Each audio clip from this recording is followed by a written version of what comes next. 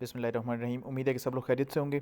अच्छा, रिज़ल्ट के हवाले से यही क्योंकि बार बार तकरीबन कमेंट में यही चीज़ होती है कि रिज़ल्ट कब तक आएगा या चेक करने का तरीका क्या क्या होगा, ऑनलाइन होगा या मैसेज पे आएगा। तो देखें, ये चीज़ें मैंने आपको पहले भी बताई थी कि रिज़ल्ट जिस तरह से चेक हो रहा है या जिस तरह से पेपर कंडक्ट हुए थे, तो एक्सपेक्टेड यही है कि जो जनवरी का जो पहला वीक है उसमें उसकी अनाउंसमेंट हो जाएगी और दूसरे वीक में अनाउंसमेंट हो जाएगी आपके इंटरव्यूज़ की।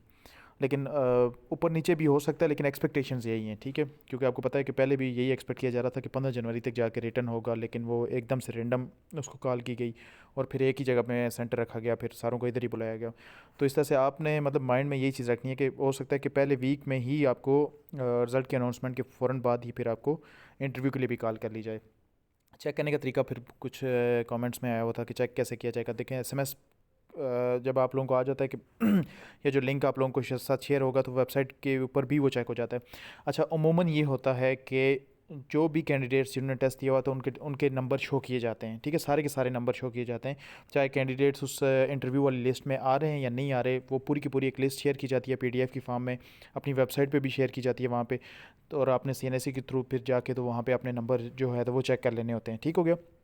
लेकिन कुछ इदारों में, जिस तरह से एएनएफ की मैं अगर बात करूँ, एफआईए की, तो एएनएफ हो गया या आईबी हो गया, इस तरह के इदारे जो होते हैं तो वो क्या करते हैं कि सिर्फ शॉर्ट लिस्ट करते हैं उन्हीं लोगों को, उनके नंबर आगे शो नहीं होते। उनको शॉर्ट लिस्ट करने के बाद उनको इंटरव्यू की कॉल आ जाती है और वो थ्रू एसएमएस होती है, ठीक है। तो पहले जो पैटर्न चल रहा था इस्लामाबाद पुलिस में वो ये होता था कि पूरी एक सीरीज़ शो की जाती थी पीडीएफ की फॉर्म में, ठीक है। उसमें सारे आप लोग अपने इंटरव्यूज़ को जो है तो चेक कर सकते थे, ठीक है। इंटरव्यू के लिए नाम या जितने भी आपके नंबर शंबर आते थे वो सारी चीज़ें चेक हो जाती थी। लेकिन डिपेंड करता है कि अगर वही पैटर्न अपनाया गया तो फिर तो सेम उसी तरह से शो हो जाएगा। अगर वो पैटर्न अपनाया नहीं गया और बाकी इदारों की तरह अगर पॉलिसी रखी गई तो फिर उसमें यही होगा कि जो शॉर्ट लिस्टेड लोग होंगे तो उनको एसएमएस जाएंगे, ठीक है।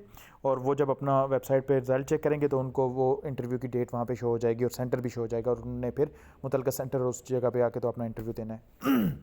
इंटरव्यू की तैयारी के हवाले से कुछ चीज़ें मैंने आप लोगों के साथ डिस्कस की थी। आप लोग इंटरव्यू की तैयारी अभी से शुरू कर दें, ठीक है। उसमें बेसिक चीज़ आपकी इंट्रो, आपकी ड्रेसिंग और फिर यही जो आपने बेसिक क्वेश्चंस वगैरह तैयार किए होते हैं, ठीक है, इनको जर्नल उस लेवल का होना चाहिए। थोड़ी बहुत चीज़ें आप लोगों को पता होनी चाहिए। और एक चीज़ और भी थी कि चूँकि ये इंटरव्यू कांस्टेबल लेवल का हो रहा है तो इसलिए इसकी जो मतलब डिफ़िकल्टी लेवल है तो वो बहुत हाई लेवल का नहीं होता।